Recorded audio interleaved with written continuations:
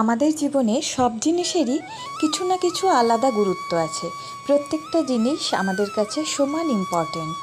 আর আমাদের মেয়েদের কাছে শাড়ির গুরুত্ব তো অপরিসীম।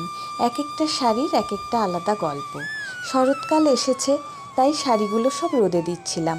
আর রোদে দিতে দিতে আলাদা সমস্ত গল্প মনে পড়ছিল, যে এটা কে দিয়েছে, ওটা কে দিয়েছে, বা এটাই কখন নিজে থেকে কিনেছি। সব কিছুই একটা আলাদা আলাদাভাবে মনে পড়ছিল। তো যে শাড়িটা আমি পরেছি, ওই শাড়িটা কাতান সিল্ক। শাড়িটা অনেক দিন আগে কেনা, প্রায় বয়স 18 থেকে 19 বছর।